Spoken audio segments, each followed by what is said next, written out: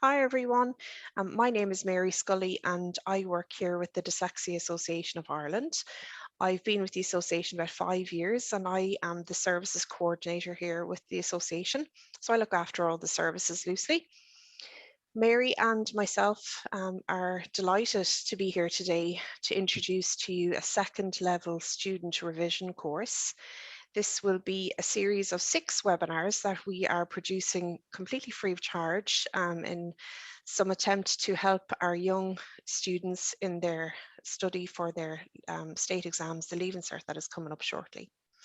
So the co-host today is Mary Shalley, and I'm going to hand over to Mary. Mary's going to take us through a presentation that she created for us, and we'll have a few questions as we go along.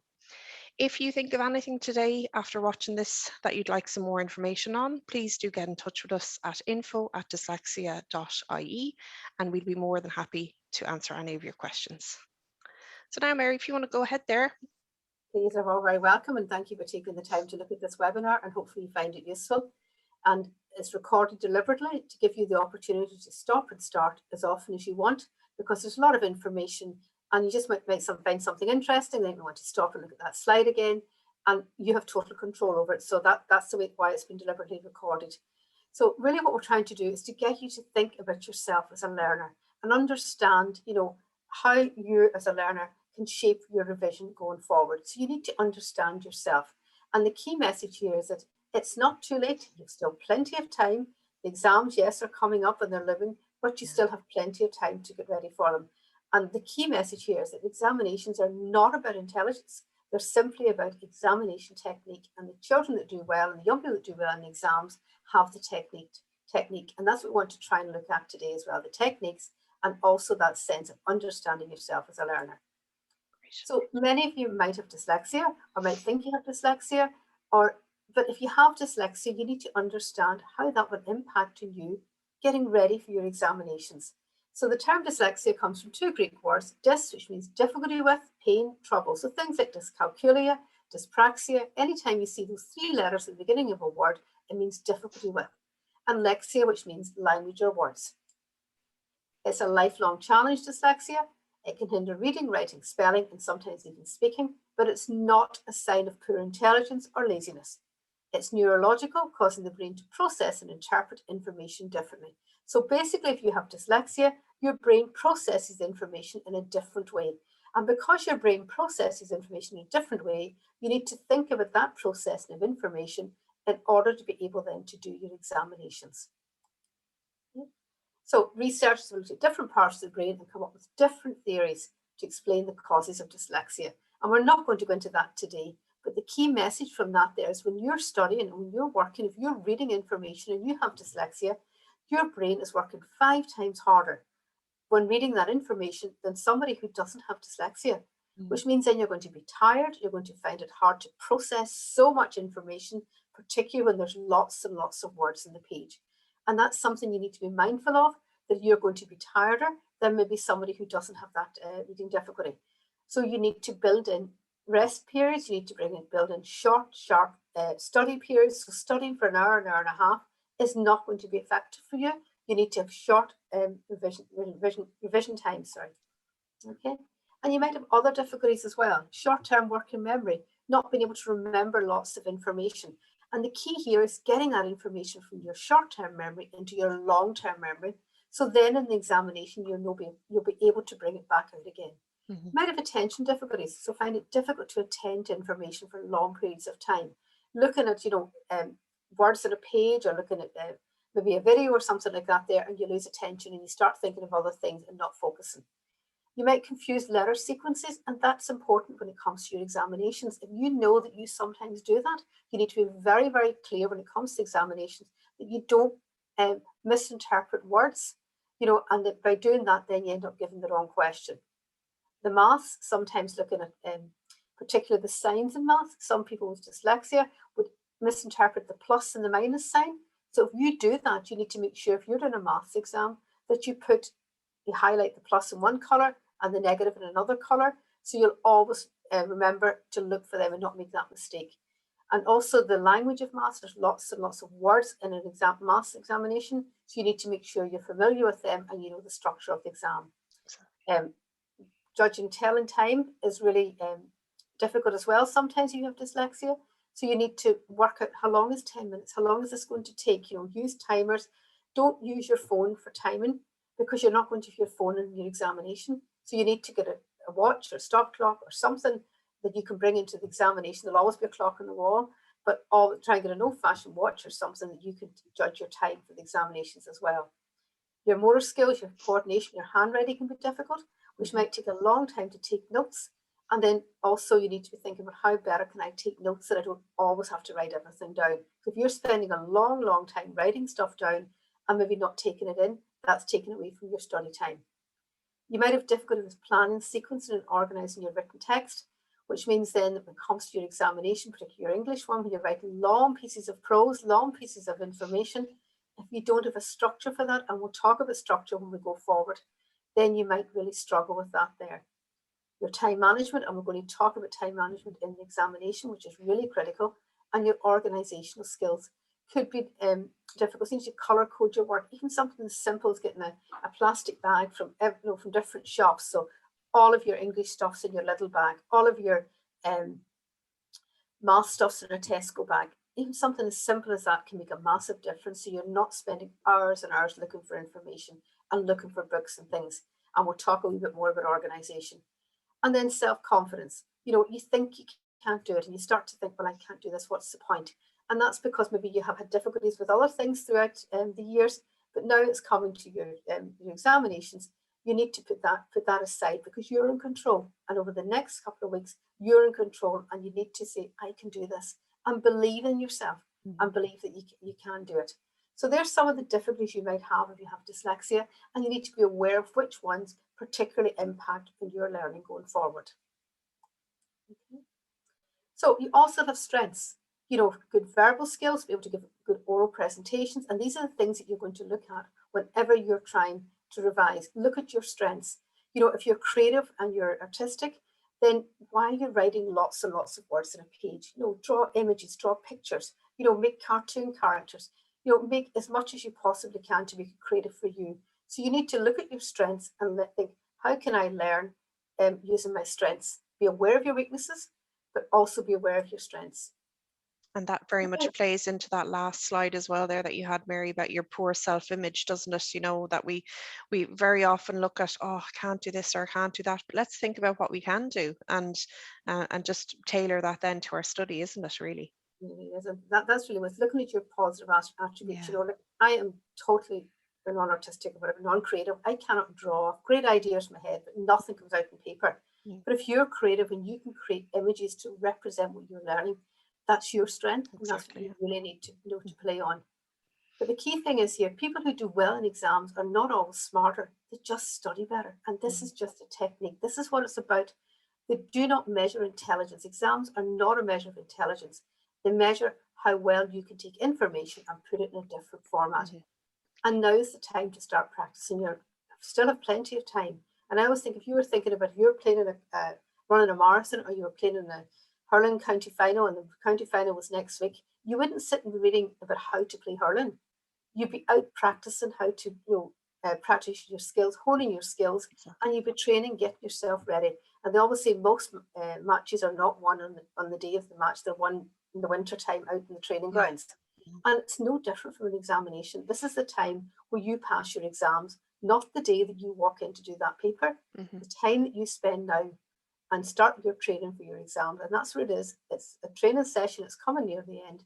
But this is the best time because this is the time that you'll remember most information. Exactly. Yeah, that's a really, really good point because we now have, as you said at the top of the little webinar today, Mary, short, sharp bursts of study, isn't it? And, little 30, 45-minute blocks. And you're getting as much information into your brain as you can, and the repetitiveness of that. And you're priming yourself for that county final, aren't you, really? That's the way to think of it. That's what you do. What you would do if any of you play music or any of you play football or soccer or Gaelic or anything like that there, think of what you're doing for that, what's expected of you for that, and the same thing's expected of you when it comes to examinations. Exactly. Yeah. So what's stopping you? We all have reasons not to study. The easiest thing in the world is not to do it. and we'll all find an excuse not to do it. Too much to learn. I don't know what to revise. Nobody told me what I have to do. I've been off school. We've all been off school for so many months. You know, everybody's in the same boat. I don't know how to revise. I don't know where to start. And getting started is the most difficult thing to do. I don't have enough time. You do have enough time. It's how you use that time going forward is the most important thing now. My notes are too messy, disorganized. Yes, that's probably linked maybe to your organizational skills and maybe linked to the fact that you have dyslexia. So how are we going to get our notes organized? You know, so anybody can help you with that, and use people there that will be very, very keen to help you. I don't know how to memorize things, and that's when we need to start to look at the strategies, and we'll talk about them in probably the next couple of webinars about how you can remember what you need to know. And I feel too worried to remember. And that's, you know, the stress level starting to build up. And also sometimes you say, I'm too worried to remember, I'm too stressed. And sometimes that's a bit of a get out clause as well, because you think, well, I'm not too stressed now. There's no point doing this now. And really, you still have time to do it. And this is a message we're trying to get across. If you plan your time now, you will do well. And the exams are not a measure of intelligence. So to forget that idea, and it's a measure of how well you can prepare and how well you perform in the day. Really, that's what it's about. Exactly. Yeah. So you need to think about knowing yourself. And this is the key thing why we started off with this today, is to understand how you learn best, what way you like to learn. You know, information enters your brain in different ways, you know, and we need to be thinking about which one do you like best, you know, by touching things, by hearing things, by seeing things, by doing things. All this information goes into your brain and is processed there. So visual learners learn by sight, auditory learners learn by hearing, tactile learners, kinesthetic learners learn by touch. But the key message here is that really we all learn by different parts of that, but you will have a particular learning preference, one of those that you tend to go towards, that you like to see. If you like to see pictures on a page and you can remember pictures on a page, you're probably a visual learner. So you prefer to see information. You know, if you see something and it presented to you as a diagram, a cartoon, you probably remember it. If somebody says the word bus to you and you immediately see an image of a bus in your head, you're probably a visual learner, because you can immediately translate words or concepts into images. You get very distracted if there's no visual aids anywhere to help you focus your learning, and you get overwhelmed with lots and lots of talking. People are talking all the time, and there's lots of pictures there. You're focusing on the pictures and you can't really hear what people are saying as well. And you like to color code your work, so you really benefit from charts, maps, notes, and flashcards when you're studying.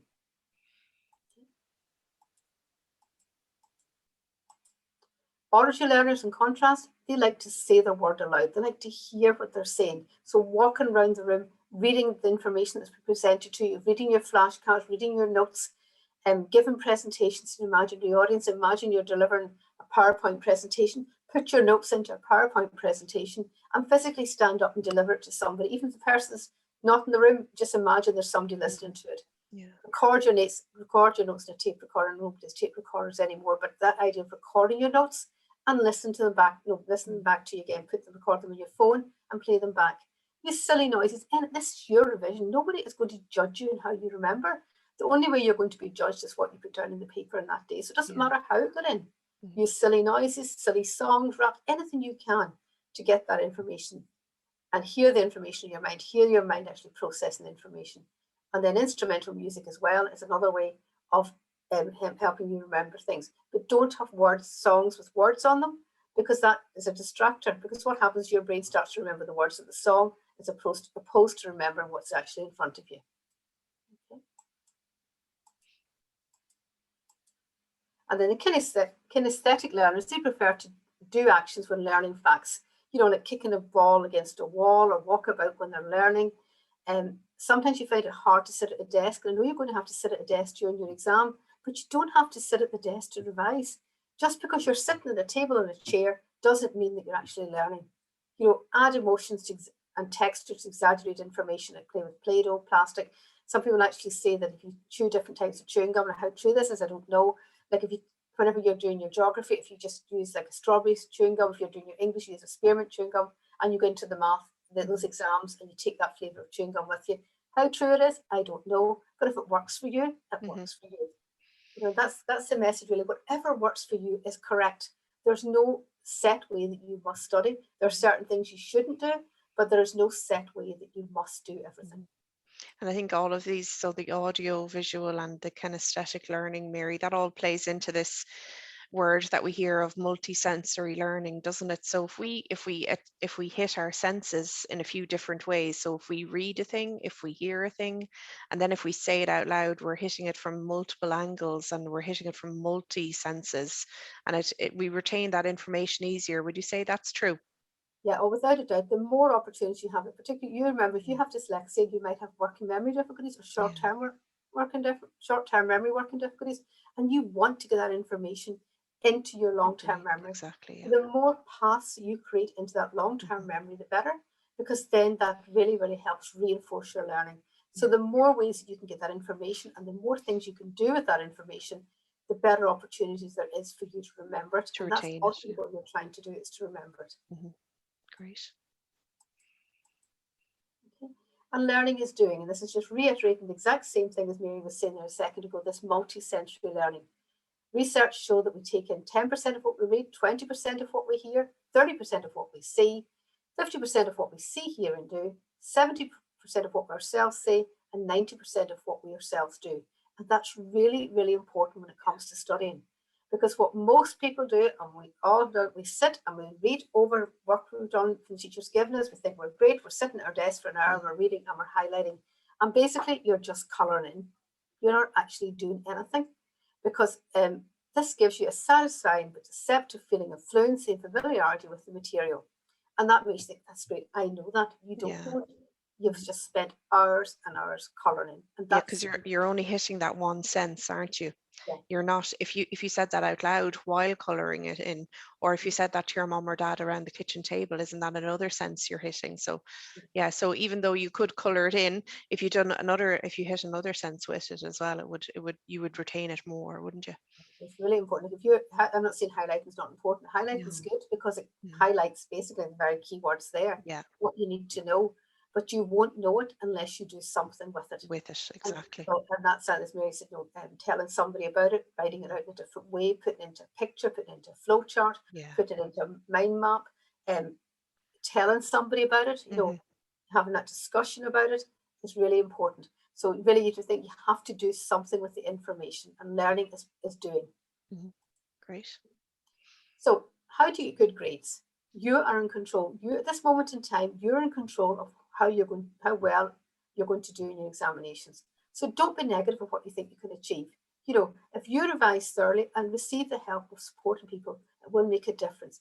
People around you want to help you, so give them jobs to do. Ask them to, maybe download papers for you. Ask them to maybe, go through the questions with you, exam questions, read the questions to you, have a conversation about it, have a conversation about the topic, and just be there for you. But people really want to help you, so allow them to help you. Don't tell yourself you can't do it anyway. That's just opting out. At this stage, you can do it. There's nobody, if they're taking the time to watch this webinar, that can't do it. You mightn't be aiming for 625 points, you might be aiming for 300, you might be aiming for less, whatever. But you can do it. You can do the best you can. But you have to stop yourself from opting out, because opting out is the easy option. It's a nice place to be. You can blame somebody else. It just wasn't for me. But that's not what you're going to do. You're going to get these good grades because you're in control. And I always think this is a lovely quote here. Whether you think you can or think you can't, you're right. That was Henry Ford. So if you think you're going to fail your exams, you probably will. If you think you are going to pass them, you will. So what you think you can or think you can't, you're right. But nobody's going to think that way. You're going to think positive, and you're going to take a positive attitude from now on. For 6 weeks in your life, you're going to say, this is me. I'm going to get through this, and I'm going to do it. And you will do it. And you need to get rid of these weapons of mass destruction. Though some of these no longer exist, but Facebook, YouTube, your phone, all of these things, you need to break that pattern. You need to decide that this is not the time to sit and have your phone on beside you. So don't use your phone for timing, because it's not going to be there in the exam anyway. So don't get used to using that there. So turn off your phone, your laptops, all of those things. Get rid of the weapons of mass distraction, basically, and get started. The hardest thing to do in any task is to get started. They always say that what marathon starts with putting one foot in front of the other. And that's basically what this is about, is getting started. Say, right, this is it. I'm committed now. and this is my focus for the next number of weeks. So how do you prepare for your exams? What's your vision? I know what I want to achieve. Why are the exams? We all know the problems with exams and all the rest of it. There's nothing we can do about that. So don't put any energy into that there. Just know what you want to achieve. I have to get through this, over this hurdle, which is the exams, to get where I want to go. I'll put in the hours of proactive, independent study. So you need to put the effort in, and it needs to be purposeful. I'll organise my learning resources and time. I will practice and develop my skills, including my past papers, and I'll respond constructively to setbacks and criticism. So if you get a piece of an assessment back and it's not good enough, or you do an exam and you don't do well in that exam, there's nothing you can do to change that. It's done, it's gone. The post-mortem of going back over that and back over that, all that will do will impact the examinations that are coming forward. So you can't change what's happened, but you can influence the next exam. So if you park it, it's done. I know it's hard to do, but it's done, it's dusted. Let's move on and do the next paper the next day and forget about the one that's went before it. Because you never know, everybody might have had a really bad exam. And if everybody had a really bad exam, then the grades will be amended accordingly. So don't beat yourself up of something you can't change. It's outside your control. So make a realistic timetable and stick to it. And this is your timetable. It's not about it looking nice and color coded. The messier it is, the probably the better. So when do you work best? Are you a morning person? If you are, then you put maybe an early morning session in. If you're not, why would you put an early morning session in? If you work best at 11 o'clock at night, that's the time you put an early session in. You have to change it to suit you. Plan your day, targets, treats, meals, time to relax and sleep, Facebook, whatever you want to do, all of those things. You go on Facebook and an hour could disappear. But you need to understand that this is your timetable. This is your time for the next 6 weeks. This is your priority. Take regular breaks. Long periods of study are not effective. Remember, if you have dyslexia, your brain works 5 times harder, so you won't be able to study for long periods of time. No. Short blocks of time. And translate your weekly plan to a nightly plan. What am I going to do every night? And if you don't get it done that night, then you move it to the next night. Things happen. Somebody might call at the house or something like that there. Or you might go back to football training or something like that and you haven't scheduled it in. That's fine, schedule, but move the work that you intend to do to the next night. And yes, you can put lovely study planners and things like that on your phone, on your apps and all the rest of it, but that's not going to be helpful because you shouldn't be studying with your phone beside you. And I'm talking about learning. I'm not talking about just, doing homework and stuff like that. I'm talking actually learning. So there's any amount of them, you print them off. There's one from studyclicks.ie, you can just print that off. But this is your timetable and it's for you, so you make it work for you. It's not to show off that you have 12 or 14 hours studying in a day. That's not going to be realistic and that's not going to happen. But you need to stick to it. And practice is different from effort. So practice is what I do with my time. It's not how much, it's more how that's important. It's not the length of time that you're sitting at a desk. That is not the judge of effective revision. Practice doesn't make perfect. Perfect practice makes perfect. In other words, the more you practice something, the more familiar you become with it. And it really is making sure that you practice what you're going to do. So you need to look at all of these. And if you look at this slide on your own sometime and maybe fill this in, what do you do? Do you read through class notes? Do you use resources online? Do you highlight or color code? Do you use flashcards? Do you study mark schemes and examiners' reports? Do I reread written feedback from teachers, others, peers, and myself? Do I work with students? So you find out what you always do, sometimes do, and never do. And you need to get a balance with all three. You need to look at the content, you need to look at the skills, and you need to look at the feedback. I have a number of students that go through examinations and have never, ever looked at an examiner's report. It's quite staggering because that is full of so much information. They tell you the definitions of what you need to know. They tell you what mistakes other students have made. And examiners, basically, I probably shouldn't say this in a recorded one, tend to be quite lazy because they know a question works and they know a question works really, really well. So you'll see the same type of questions appearing again. And you'll see the students making the same type of mistakes with those questions. And that's when you should look at the feedback. It's all available online and that will help you prepare for the examination. And our teachers now will be letting our young people know what is likely to be on the exams, aren't they? Because they will have studied the last 5 or 10 years worth of exams and say, okay, look out for this author or this poet or this in your maths or whatever, this question hasn't been asked for a while. So you can kind of in some way preempt what's going to be on your exam as well, can't you, a little bit? Yeah. And you can't, and there are no surprises on the exams. No. Like exams are all, they can't, no examiner can suddenly decide, I actually quite like that topic. Mm. Let me ask the question, and I'll put that in. It all has to follow the syllabus. And Exactly. also it has to follow the same pattern. So the examination that you're getting in 6 weeks' time will follow the same pattern as the examination last year, unless the pattern, we've been told the pattern's changed. So there'll be, you must answer one from section A, you must answer one from Yeah. section B. The pattern's there, and you need to know that pattern. We'll talk more about that when we actually look at the paper. Mhm. So what is the point? Revision is going over information you've been given. When you learn something new, your brain makes a new connection, okay? If this connection is not fired again, it will disappear and you'll lose all of that knowledge. So I always try to use the analogy, if you're walking across a bog, for those who live in the country, you'll see a path, or walking across a park, you see a path that people have made across that park because so many people have walked across that path. Mhm. If one person walks across that grass, there is no path left. And it's the same with revision. You have to go over it and over it and over again in order to make that path. And if you don't make a path, 66% of material is forgotten after 7 days, 88% is forgotten after 6 weeks. So what you don't want to do is spending, your exams are probably in about 6 or 8 weeks' time. So if you start learning something today and you don't look at it again, it won't be there in 8 weeks' time. So that's what you need to be thinking about as well. Your aim is to go over your subject frequently, so you reinforce the new link in your brain. And the more frequently you go over the material, the stronger the link in your brain, and the more of it you'll retain in your long-term memory. Okay, Great. so really that's really what the presentation is about today. So just to think about, know yourself as a learner, understand where your pitfalls are, and be confident that you can do this because you're in control. Great. Thanks very much, Mary. So we're going to come back again for our next webinar in shortly. And our next webinar is called How Does My Memory Work? And we're going to be looking at your learning style and your recall. So we'll see you all then. Thanks so much. So thank you. Bye.